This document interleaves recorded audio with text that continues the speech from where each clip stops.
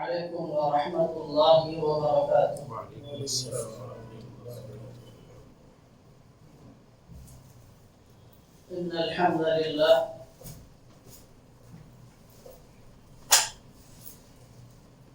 نحمده ونصلي على رسوله الكريم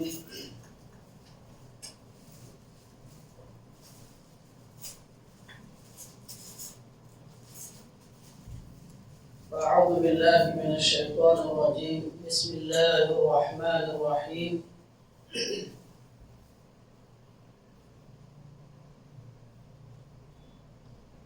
يا أيها الذين آمنوا أطيعوا الله وأطيعوا الرسول وأولي الأمر منكم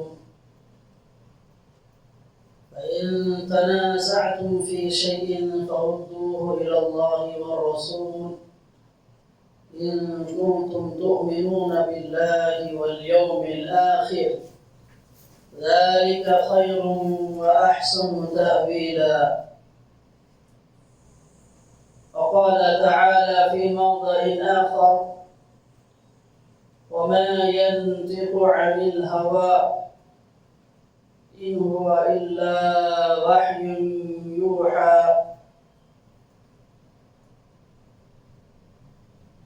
محترم سامعین کرام، معزز حاضرین، اللہ تبارک و تعالی کا بڑا ہی فضل و کرم اور اس کا احسان ہے کہ اللہ تبارک و تعالی نے آج ہم لوگوں کو یہاں پر بیٹھ کر شریعت کی باتیں، کتاب و سنت کی باتیں کہنے سننے کا اللہ نے ہمیں موقع دیا۔ اللہ سے دعا کریں کہ اللہ تعالی ہم تمام لوگوں کو کہی ہوئی اور سنی ہوئی باتوں پر عمل کرنے کی توفیق عطا فرمائے۔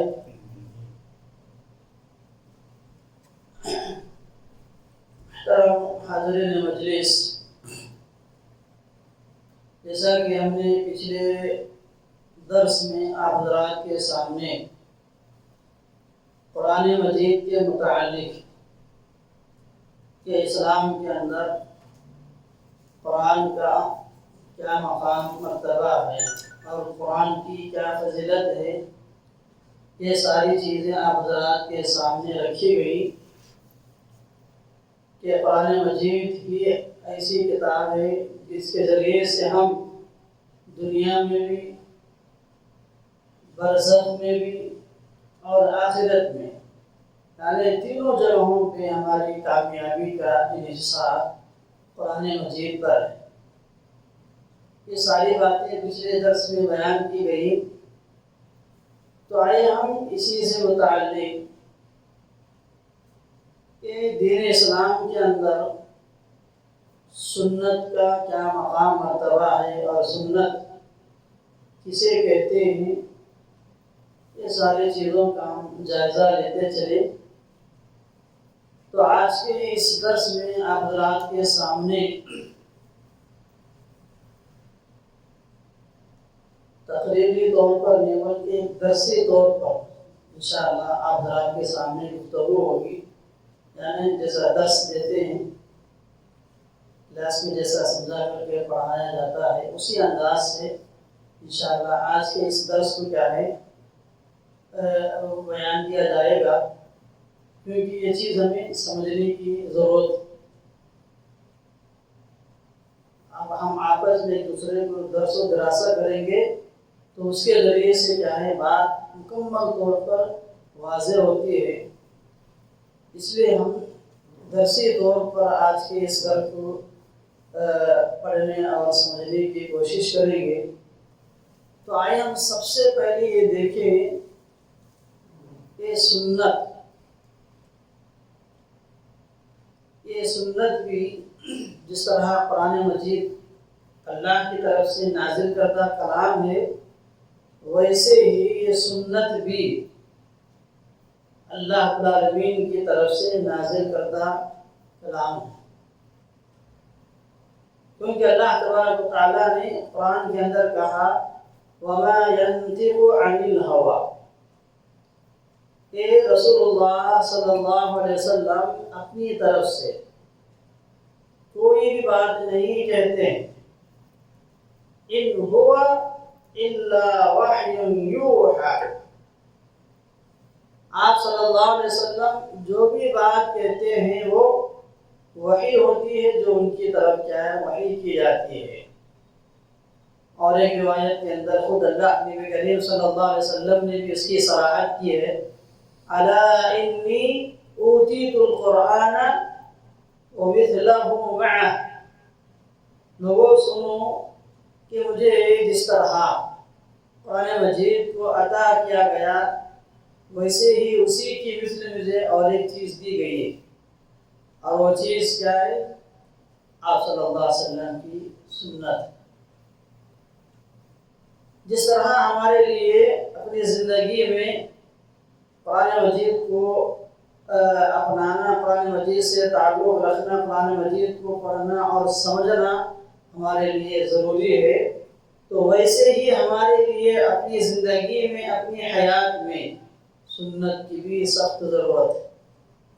سنت کا بھی مقام بہت ہی بڑا ہے۔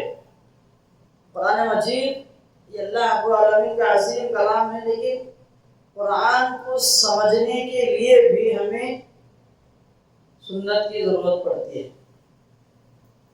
قرآن مجید میں اللہ تبارک و تعالیٰ نے بہت سی چیزیں بیان کیا، بہت سے احکامات اللہ رب العالمین نے بیان کیا ہے۔ کہیں اللہ رب العالمین نے بعض احکام کو تفصیلی طور پر اللہ رب العالمین نے ذکر کیا ہے، بعض کا حکم واضح ہے، بعض چیزیں ایسی ہیں جو اللہ تعالیٰ نے مجمل طور پر اس کی تفصیل اللہ رب العالمین نے ذکر نہیں کیا، بلکہ مجمل اجمالی طور پر اللہ رب العالمین نے اس کا ذکر کیا ہے۔ مثال کے طور پر اللہ تبارک تعالیٰ نے اقیم الصلاۃ، اللہ رب العالمین نے کہا کہ نماز پڑھو۔ ہم قرآن میں دیکھیں گے کہ نماز پڑھو کی یہ تعلیم دی گئی ہے، ایک جگہ نہیں کئی جگہوں پر، دسیوں جگہوں پر اللہ رب العالمین نے نماز پڑھنے کا حکم دیا ہے۔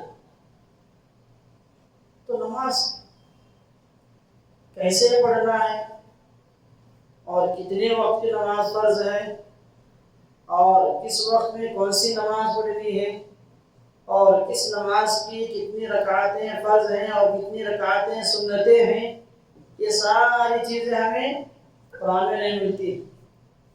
یہ ساری چیزیں ہمیں قرآن کے اندر نہیں ملتی، یہ ساری چیزیں ہمیں کہاں ملتی ہیں؟ سنت کے اندر ہمیں ملتی ہیں۔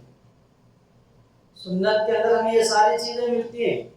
اب زکوٰۃ کا اللہ تعالیٰ نے حکم دیا وَأَقِیمُوا الصَّلَاةَ وَآتُوا الزَّکَاةَ، زکوٰۃ دو۔ تو یہ زکوٰۃ ہمیں اس کے احکام، اس کے مسائل ہمیں کہاں ملتے ہیں کہ کتنے پہ کتنی زکوٰۃ نکالنا ہے، کتنے پرسنٹ نکالنا ہے، کتنی فیصد ہمیں کیا ہے زکوٰۃ میں اپنی رقموں کو نکالنی ہے، سونے میں کتنی زکوٰۃ ہے، چاندی میں کتنی زکوٰۃ ہے، یہ ساری چیزیں ہمیں کہاں ملیں گی؟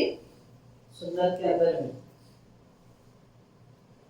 اس لیے قرآن کو سمجھنے کے لیے ہمیں سنت کو اپنانا، سنت کو ہمارے لیے کیا ہے پکڑنا، اس سے تعلق رکھنا لازم اور ضروری ہے، کیونکہ سنت کے بغیر ہم ہر کس قرآن مجید کو سمجھ نہیں سکتے۔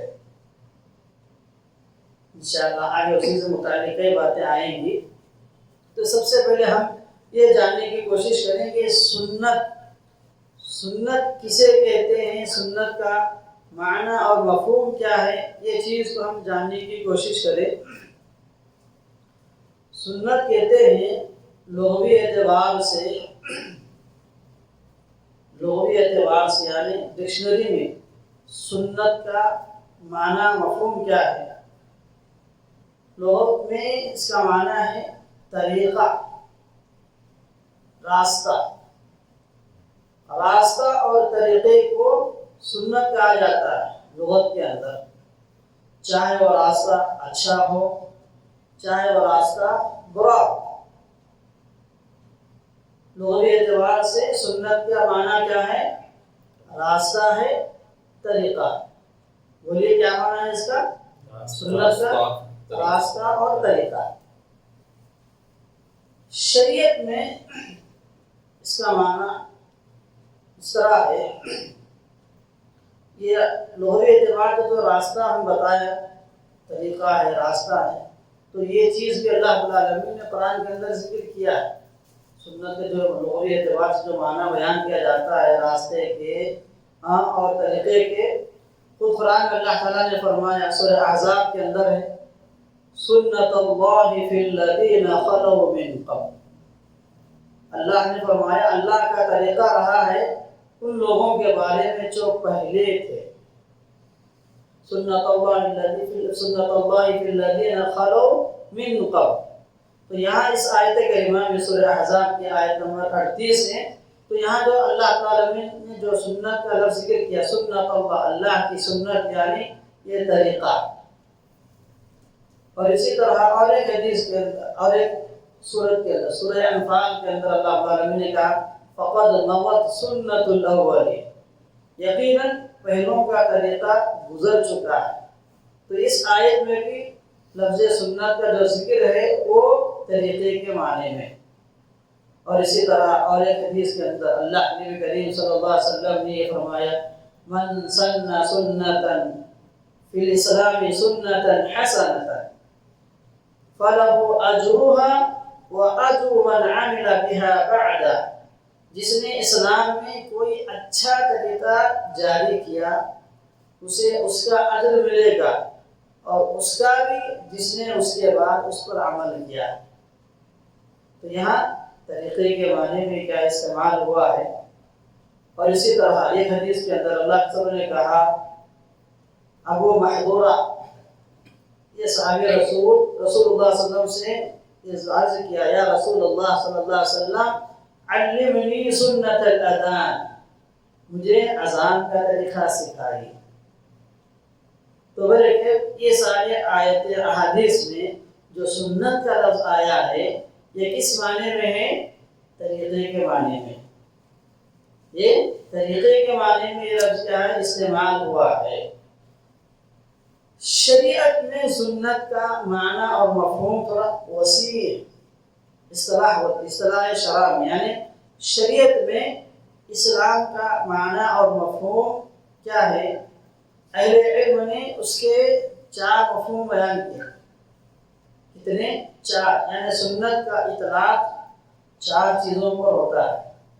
سنت اس کا اطلاق کتنی چیزوں پہ ہوتا ہے؟ 4 چیزوں پر، یعنی اس کے 4 معنی. 4 معنوں میں سنت کا کیا ہے؟ سنت کا لفظ کیا استعمال ہوتا ہے، بولا جاتا ہے اسلام کے اندر. تو اللہ نے جو 4 معنی بیان کیے ہیں، تو پہلا معنی یہ ہے کتاب و سنت کی جتنی بھی تعلیمات قرآن و حدیث میں جتنی بھی اللہ رب العالمین نے ہمیں تعلیمات دی ہیں ان تمام تعلیمات پر سنت کا لفظ کیا ہے؟ استعمال ہوتا ہے. یعنی ہر وہ طریقہ، ہر وہ راستہ، ہر وہ ہدایت کا کام جس پہ اللہ کے نبی کریم صلی اللہ علیہ وسلم کاربن تھے، یعنی آپ صلی اللہ علیہ وسلم کیا اس پہ عمل پیرا تھے، جس پر آپ صلی اللہ علیہ وسلم کیا ہے ثابت قدمی سے کیا ہے عمل کیا ہے، اس چیز کو سنت کہا جاتا ہے. یعنی ہر وہ عمل، ہر وہ کام، ہر ہدایت کا کام جس پر نبی صلی اللہ علیہ وسلم کیا ہے اپنی حیات میں، اپنی زندگی میں جمے ہوئے تھے، اس تمام چیزوں کو سنت کہا جاتا ہے. اور اللہ کے نبی کریم صلی اللہ علیہ وسلم کی ایسی بے شمار مثالیں نکاح کے متعلق جو 3 صحابہ کرام نے الگ الگ کیا ہے ارادے اظہار کیے تھے. میں کہ زندگی میں شادی نہیں کروں گا، ایک کہا کہ میں ہمیشہ تہجد پڑھوں گا، اور ایک کہا کہ میں ہمیشہ روزہ رکھوں گا. یہ مشہور معروف واقعہ ہے. اور یہ تمام صحابہ کرام اچھی نیت سے یہ ارادے کیے تھے. اللہ کے نبی کریم صلی اللہ علیہ وسلم کو جب پتہ چلا تو آپ صلی اللہ علیہ وسلم تینوں کو بلاتے ہیں، پوچھتے کیا تم لوگوں نے اس طرح کے ارادے اظہار کیے؟ تو جواب دیتے ہیں ہاں. تو آپ صلی اللہ علیہ وسلم نے کہا کہ میں اللہ کا رسول ہوں، میں روزے بھی رکھتا ہوں، کبھی افطار بھی کرتا ہوں، میں راتوں کو سوتا بھی ہوں، اور اسی طرح میں شادی بھی کرتا ہوں، یہ میری سنت ہے۔ آپ صلی اللہ علیہ وسلم نے کہا یہی میری سنت ہے، اور اس کے آگے آپ نے فرمایا فَمَنْ رَغِبَ عَنْ سُنَّتِي فَلَيْسَ مِنِّي، جو میری سنت سے اعراض کرے گا اس کا میرا کوئی تعلق نہیں۔ تو یہاں پہ یہ آپ صلی اللہ علیہ وسلم کا شادی کے متعلق، تہجد نماز کے متعلق، اور انسان راتوں کو سونا ہے، اپنے جسم کا بھی حق ہوتا ہے، اور اپنی بیوی کی کا بچوں کا بھی کیا ہے حقوق ہوتے ہیں، وہ سارے حقوق کو ادا کرنا ہے۔ تو پھر کہ اسلام کے اندر کتاب و سنت کے اندر جتنی بھی احکامات تھیں ان سارے احکامات پر سنت کا لفظ کیا ہے بولا جاتا ہے، اس سے یہی مطلب ہے۔ اور اسی طرح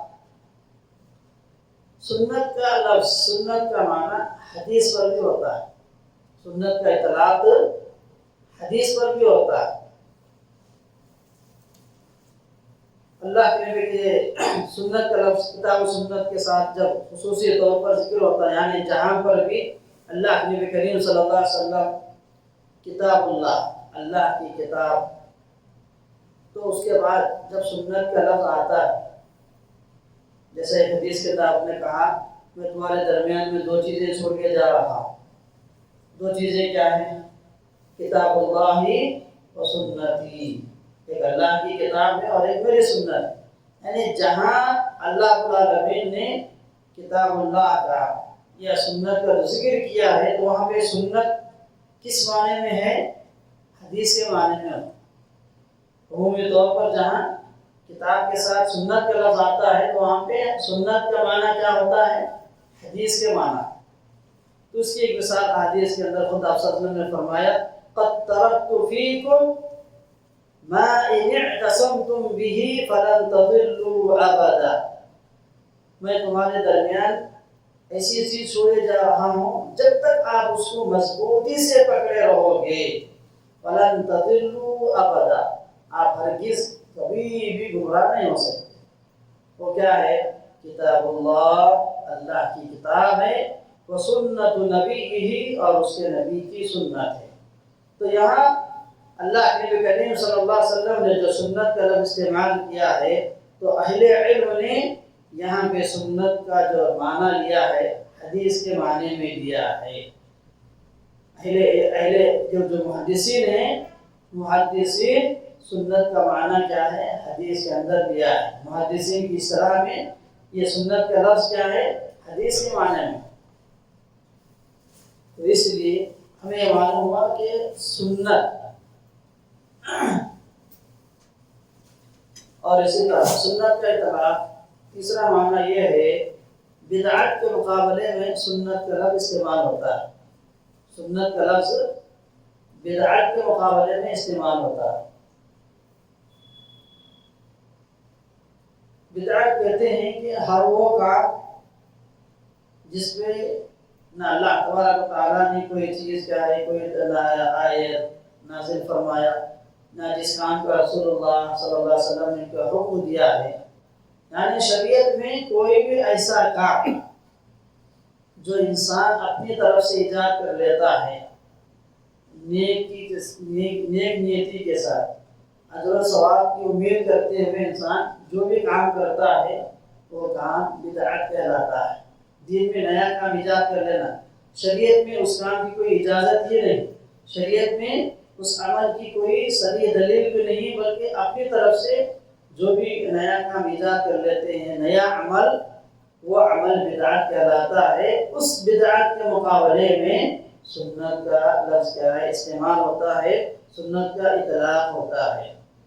اس کی دلیل حضرت عرباض بن ساریہ رضی اللہ تعالیٰ عنہ کی حدیث ہے، وہ کہتے ہیں آپ صلی اللہ علیہ وسلم نے فرمایا فَعَلَيْكُمْ بِسُنَّتِي وَسُنَّتِ الْخُلَفَاءِ الرَّاشِدِينَ الْمَهْدِيِّينَ، انہوں نے کہا کہ آپ میری سنت کو لازم پکڑو، میری اور میرے بعد میرے ہدایت یافتہ خلفاء راشدین ہیں ان کی سنت کو آپ کیا کرو؟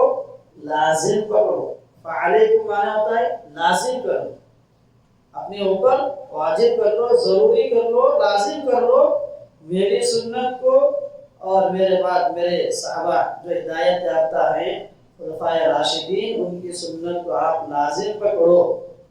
وَإِيَّاكُمْ مُحْدَثَاتِ الْأُمُورِ، اور فرمایا وَإِيَّاكُمْ، ایاکم کا مطلب ہے کہ تم بچو. وَإِيَّاكُمْ یعنی آپ بچیے، اپنے آپ کو بچائیے. محدثات الامور، دین کے اندر نئے نئے کاموں کو ایجاد کرنے سے. کیوں بچنا ہے؟ فإن كل محدثة بدعة، کیونکہ ہر بدعت گمراہی ہے. وكل بدعة ضلالة، اور ہر بدعت گمراہی ہے. اس لیے انسان کو اس سے بچنی چاہیے. دین میں ہر نیا کام بدعت ہے اور ہر بدعت گمراہی ہے. اور ایک حدیث کے اندر اس کا اور ایک یہ الفاظ بھی ہے وَكُلُّ ضَلَالَةٍ فِي النَّارِ، اور ہر گمراہی انسان کو جہنم کی طرف لے جاتی ہے. کلو محدثۃ بدعۃ، ہر نیا کام بدعت ہے دین کے اندر، اور ہر بدعت گمراہی ہے، اور ہر گمراہی انسان کو جہنم کی طرف لے جاتی ہے. تو یہ سنت کا اطلاق 3 معنی. پہلا معنی ہے کتاب و سنت میں جتنی بھی تعلیمات ہیں اس پہ اس کا اطلاق ہوتا ہے، اور دوسرا معنی حدیث کے معنی میں، اور اسی طرح تیسرا معنی یہ ہے بدعت کے مقابلے میں اس کا اطلاق ہوتا ہے. اور اسی طرح سنت کا لفظ کس پر بولا جاتا ہے؟ مستحب، مندوب اور مستحب کاموں پر بھی سنت کا لفظ کیا ہے بولا جاتا ہے، اس کا اطلاق ہوتا ہے. یعنی ایسے احکام جو وجوب کے لیے نہیں بلکہ استحباب کے لیے صادر ہوتے ہیں، یہ بھی سنت کہلاتے ہیں. مثال کے طور پر اللہ نبی کریم صلی اللہ علیہ وسلم نے کئی ایسے کاموں کا حکم دیا، جیسے عشاء کی نماز کا وقت متعلق لولا ان اشق علی امتی لاخرت العشاء، اگر میں اپنی امت پر اتنا محسوس نہ کرتا تو عشاء کی نماز کو تاخیر کرتا. ایک چیز. اور اسی طرح مسواک کے تعلق سے آپ صلی اللہ علیہ وسلم نے کہا، وہ یہ حدیث میں صاحب کتاب نے بھی ذکر کیا، لولا ان اشق علی امتی لامرتهم بالسواک مع كل صلاۃ. آپ نے فرمایا کہ اگر یہ خدشہ نہ ہوتا کہ میں اپنی امت پر مشقت ڈال دوں گا تو میں انہیں ہر نماز کے ساتھ مسواک کا حکم دیتا. تو یہ عمل مستحب کے طور پر یہاں پہ سنت کا لفظ کیا ہے استعمال ہوا. تو پھر کتاب و سنت میں جتنی بھی تعلیمات دی گئی ہیں ان تمام تعلیمات پہ سنت کا اطلاق ہوتا ہے، سنت کا لفظ کیا بولا جاتا ہے. اس لیے ہمیں سنت کی طرف کیا ہے متوجہ ہونا، سنت کی طرف کیا ہے توجہ دینا انتہائی لازم اور ضروری ہے.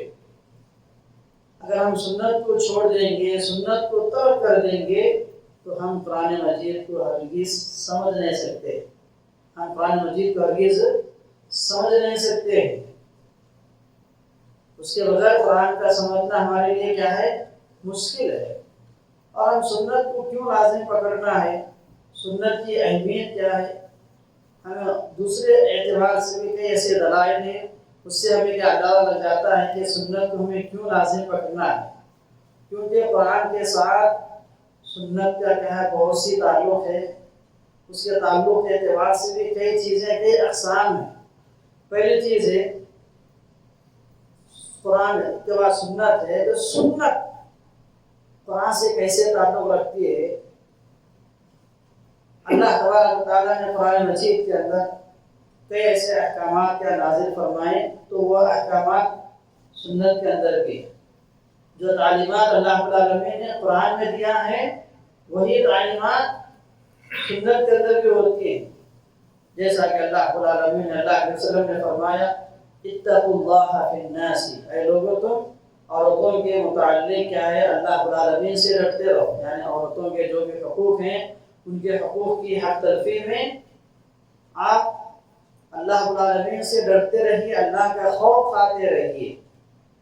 تو یہ اللہ کے نبی کریم صلی اللہ علیہ وسلم کا یہ فرمان قرآن مجید کی اس آیت سے، کیونکہ قرآن مجید کے اندر اللہ رب العالمین نے کہا وَعَاشِرُوهُنَّ بِالْمَعْرُوفِ کہ آپ عورتوں کے ساتھ کیا ہے بھلے طریقے سے رہو اور ان کے ساتھ اچھے طریقے سے زندگی بسر کرتے رہو۔ وَعَاشِرُوهُنَّ بِالْمَعْرُوفِ تو یہ حدیث اللہ کے عورتوں کے حقوق کے تعلق سے آپ اللہ تعالیٰ سے ڈرتے رہیے، جو یہ چیز آپ صلی اللہ علیہ وسلم نے حدیث کے اندر بیان کیا ہے تو وہی معنی مفہوم اس آیت کریمہ کے اندر ہے وَعَاشِرُوهُنَّ بِالْمَعْرُوفِ۔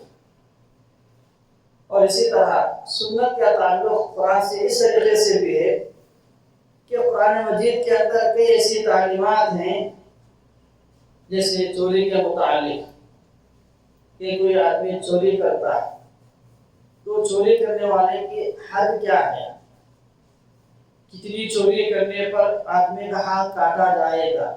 وَالسَّارِقُ وَالسَّارِقَةُ فَاقْطَعُوا أَيْدِيَهُمَا اللہ نے کہا کہ چوری کرنے والا چاہے مرد ہو چاہے عورت ان کے ہاتھوں کو کاٹ۔ اتنا حکم ہے قرآن کے اندر، قرآن کے اندر صرف اللہ کا اتنا فرمان ہے، لیکن کتنے پہ ہاتھ کاٹنا ہے اور کتنا ہاتھ کاٹا جانا ہے یہ ساری وضاحت ہمیں کہاں ملے گی؟ سنت کے اندر، حدیث کے اندر ہمیں کیا ہے اس کی صراحت ملے گی۔ اللہ کے نبی صلی اللہ علیہ وسلم نے فرمایا تُقْطَعُ يَدُ السَّارِقِ فِي رُبُعِ دِینَارٍ کہ ایک آدمی ایک چوتھائی دینار یا اس سے زیادہ مالیت کی چوری اگر انسان کرتا ہے تو ایسی صورت میں اس کا ہاتھ کیا ہے کاٹا جائے گا۔ کتنے بھی فی ربع دینار، ربع دینار اس کی جو مقدار ہوتی ہے اتنا یا اس سے زیادہ اگر انسان چوری کرتا ہے تو اس پہ کیا ہے اس کا ہاتھ کاٹا جائے گا۔ تو یہ حدیث کس کی تشریح کر رہی ہے، کس آیت کی صراحت کر رہی ہے؟ سورۃ المائدہ کی اس آیت کی وَالسَّارِقُ وَالسَّارِقَةُ فَاقْطَعُوا أَيْدِيَهُمَا کہ آپ کیا ہے چوری کرنے والے مرد چوری کرنے والے عورت دونوں کے ہاتھوں کو کاٹ۔ اس میں متعین نہیں ہے، اس کی صراحت نہیں ہے۔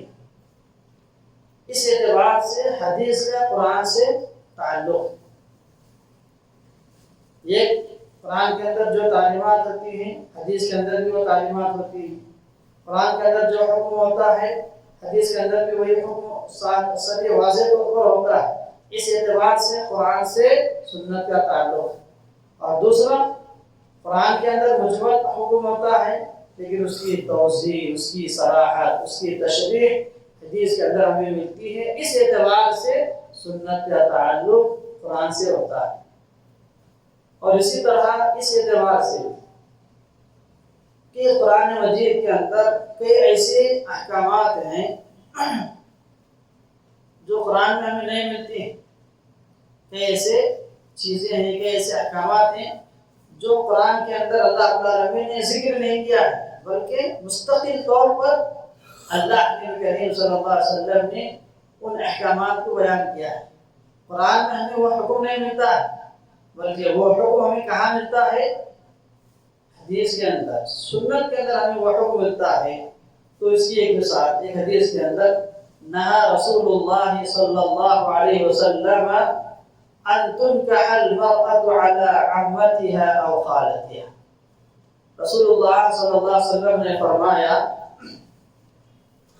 کہ کسی ایسی عورت سے نکاح کرنے سے منع فرمایا جس کی پھوپھی یا خالہ اس کے نکاح میں، کسی عورت کی خالہ یا پھوپھی کسی آدمی کی نکاح میں ہے تو انسان اس کی جو بھتیجی ہوگی یا بھانجی ہوگی اس سے انہیں یہ بیک وقت اس کے نکاح میں نہیں رہ سکتا ہے۔ چار چار شادیوں کا ذکر ہے نا حدیث کے اندر، اگر انسان نکاح کرنا چاہتا ہے تو وہ پھوپھی کو بھتیجی کے ساتھ، خالہ کو اس کی بھانجی کے ساتھ ایک ساتھ اپنے نکاح میں نہیں رہ سکتا ہے۔ تو یہی حکم اللہ کے نبی صلی اللہ علیہ وسلم نے یہاں پہ واضح کیا ہے، نہا رسول اللہ صلی اللہ علیہ وسلم ان تنکح المرأة على عمتها او خالتها، رسول اللہ صلی اللہ علیہ وسلم نے کسی عورت سے نکاح کرنے سے منع کیا جس کی پھوپھی یا خالہ اس کے نکاح میں ہو۔ نبی کریم صلی اللہ علیہ وسلم کا یہ فرمان قرآن کریم کے اس حکم میں اضافہ کرتا ہے، یعنی قرآن مجید کے اندر سورہ نساء کے اندر حرمت علیکم امہاتکم وبناتکم واخواتکم، اس میں رشتوں کا ذکر ہے، کون سے رشتے کیا ہے، آدمی پہ کیا حرام ہے، تو اس کے اندر جو بھی چیزیں اللہ کے وسلم نے بیان کیا ہے اس آیت کریمہ میں اس چیز کی صراحت نہیں ہے، مستقل طور پر اللہ کے نبی کریم صلی اللہ علیہ وسلم نے اس کا حدیث کے اندر ذکر کیا ہے۔ تو اس طرح اور بھی بہت ساری باتیں ہیں، اس کے علاوہ اور بھی بہت ساری چیزیں ہیں، جیسے نسب سے جو رشتے حرام ہو جاتے ہیں تو وہی رشتے کیا ہے رضاعت سے بھی کیا ہے حرام ہو جاتے ہیں۔ تو اس طریقے سے اور مستقل طور پر بے شمار ایسی مثالیں ہمیں احادیث کے اندر ملتی ہیں جو مستقل طور پر قرآن مجید کے اندر اضافہ کرتی ہیں، بعض چیزیں اللہ رب العالمین ذکر کرتا ہے، بعض چیزیں اس میں ذکر نہیں ہوتی ہیں، تو احادیث کے اندر سنت کے اندر رسول اللہ صلی اللہ علیہ وسلم اس کا ذکر کرتے ہیں۔ تو اس اعتبار سے اس ناحیے سے سنت کا قرآن مجید سے گہرا تعلق ہوتا ہے، تو اس لیے ہم اپنی زندگی میں اپنی حیات میں سنت کو اپنانا، سنت سے تعلق رکھنا انتہائی لازم اور ضروری ہے، کیونکہ جس طرح قرآن مجید وحی ہے ویسے ہی سنت بھی وحی ہے۔ وما ينطق عن الهوى ان هو الا وحی یوحی، جیسا کہ میں نے شروع میں یہ آیت پڑھ کے سمجھایا، اور اسی طرح یہ حدیث الا انی اوتیت القرآن ومثله معه، اللہ کے وسلم نے کہا کہ لوگوں سنو کہ مجھے جس طرح قرآن دیا گیا ہے ویسے ہی مجھے حدیث بھی دی گئی، اسی کی مثل اور ایک چیز دی گئی ہے اور وہ ہے حدیث اور سنت۔ اور اسی طرح ہم اللہ میں سنت کی طرف رجوع کیوں ہونا ہے، کیونکہ سنت کے بغیر ہم کوئی بھی عمل، کوئی بھی مسئلے کو کیا ہم سمجھ نہیں سکتے ہیں۔ سنت کے بغیر ہمارا کوئی عمل اللہ رب العالمین کے یہاں قبول نہیں ہوتا ہے۔ سنت یعنی رسول اللہ صلی اللہ علیہ وسلم کا جو طریقہ ہے اس طریقے کے مطابق اگر ہم عمل نہیں کریں گے تو وہ عمل اللہ کے یہاں قبول نہیں ہوتا۔ قل هل ننبئكم بالاخسرین اعمالا الذين ضل سعيهم في الحياة الدنيا وهم يحسبون انهم يحسنون صنعا۔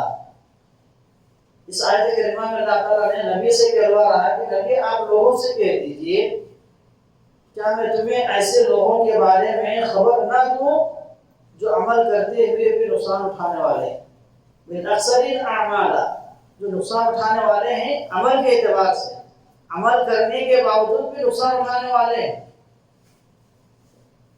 اور یہ لوگ کیسے لوگ ہیں؟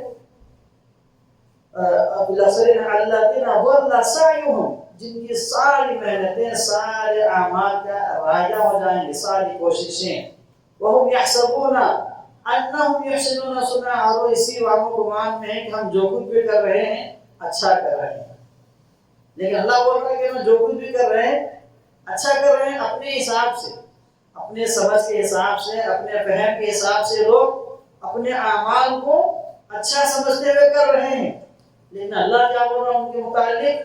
بالاخسرین اعمالا، عمل کرتے ہوئے بھی لوگ نقصان اٹھانے والے، اور اس طرح کے جتنے بھی عمل کریں گے، جتنے بھی کاموں کو انجام دیں گے، وہ سارے کے سارے کام، ان کی ساری کی ساری کوششیں دنیا کے اندر بیکار ہو جائیں گی، ضائع ہو جائیں گی، ان کی کوئی حیثیت اللہ کے العالمین کیا نہیں ہوگی۔ ایک طرف اللہ تعالیٰ یہ بھی کہا، لیکن یہ لوگ اپنے کاموں کو اچھا سمجھ کے کر رہے تھے۔ یہ کون سے لوگ ہیں اس آیت میں جن کے متعلق اللہ نے کہا کہ عمل کرنے کے باوجود نقصان اٹھانے والے ہیں؟ تو یہ کون سے لوگ ہیں؟ یہ وہ لوگ ہیں جو اپنے کاموں کو رسول اللہ صلی اللہ علیہ وسلم کے طریقے سے ہٹ کر کے، سنت کے طریقے پہ اس کام کو انجام دینے والے نہیں، سنت سے ہٹ کر کے اس کام کو انجام دینے والے لوگ۔ تو اس لیے ہم سنت کی طرف کیا ہے رجوع ہونا ضروری ہے، اور سنت کے بغیر ہم قرآن مجید کو کیا ہے سمجھ نہیں سکتے ہیں، جیسا کہ ہمیں ابتدائی میں اس کی ساری مثالیں دیا، نماز کی مثالیں، زکوٰۃ کی مثالیں، صرف قرآن کے اندر نماز کا حکم ملتا ہے، تو ساری چیزیں ہمیں کہاں ملتی ہیں؟ حدیث کے اندر، سنت کے اندر۔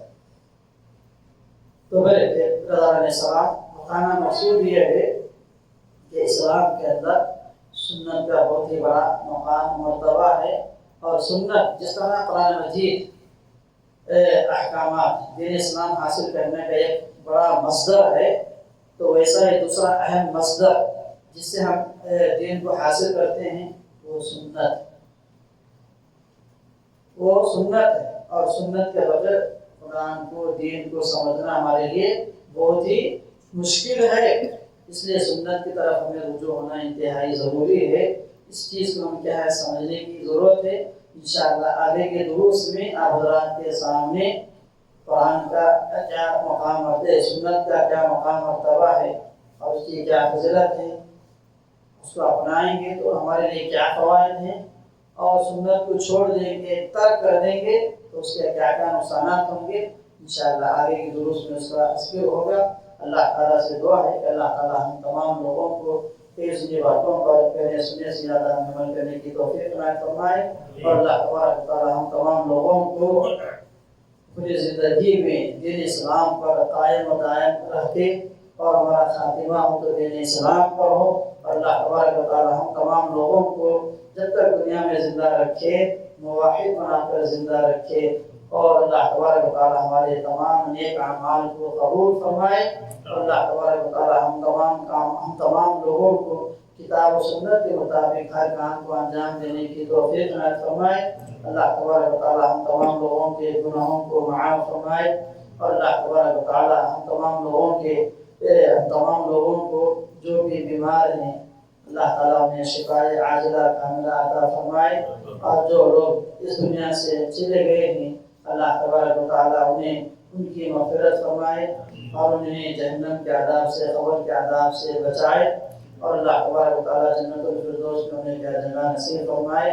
اللہ تبارک و تعالیٰ ہماری اس چھوٹی موٹی عبادتوں کو اللہ تعالیٰ قبول فرمائے، آمین و آمین۔